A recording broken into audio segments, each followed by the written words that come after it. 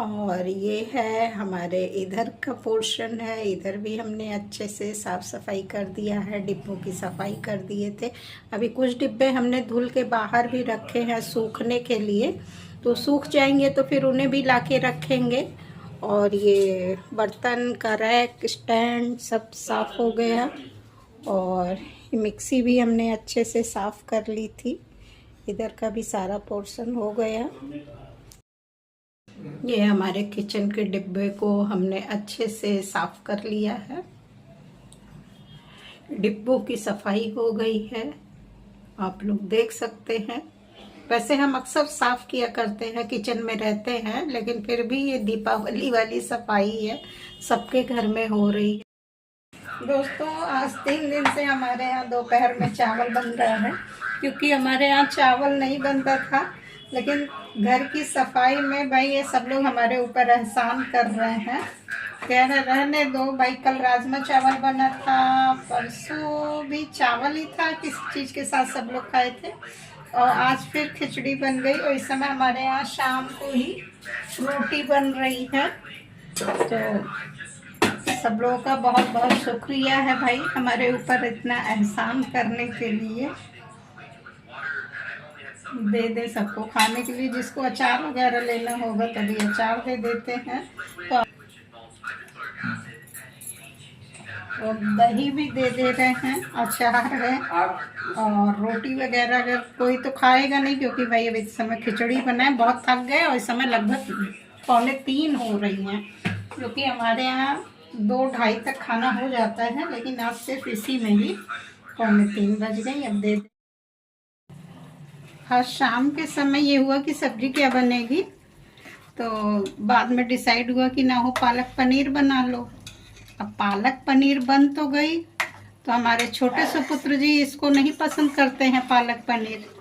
तो अब उनके लिए क्या हुआ कि भाई मसाला तो हमने तैयार किया, उसके बाद उनकी पनीर हमने ये अलग तैयार कर दी, क्योंकि वो पालक पनीर खाएंगे नहीं। और रहे हमारे ससुर जी, तो बोले कि ना हम पालक पनीर खाएंगे ना वो पनीर खाएंगे, हमारे लिए परवल बनाओ। तो अब उनके लिए हम परवल काटने जा रहे हैं। घर में 6 सदस्य होते हुए भी 3 तरह के आइटम हमारे यहाँ बनते हैं, कभी कभी 4 भी हो जाता है।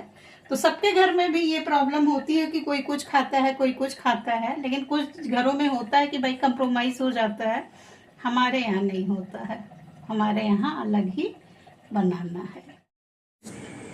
दोस्तों, आज फिर हमने ब्लिंकिट से कुछ सामान मंगवाया, क्योंकि सब लोग इतना थक गए थे कि कोई मार्केट जाने को तैयार नहीं हो रहा था। तो जिसमें हरी मिर्च है और अच्छा सा वो पैक करके देते हैं, संतरा है, सेब है, आलू है, प्याज है, यानी घर के जो बेसिक सामान है, और वही सब सामान मंगाए गए। कि हुआ कि मंगा ले भाई, किसी की हिम्मत नहीं हो रही थी, काम करके सब लोग थक गए थे। और आलू भी है, तो बहुत आसानी से, बहुत अच्छे से सारा सामान मिल भी जाता है, और 10 मिनट के अंदर आ भी जाता है। जो लोग मंगाते हैं वो लोग जानते ही होंगे। तो चलिए हमारे साथ आप लोग बने रहिए।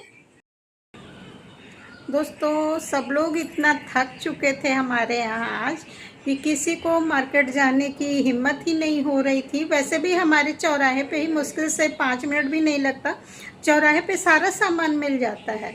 लेकिन सब बोले हम नहीं जाएंगे, वो बोले हम नहीं जाएंगे।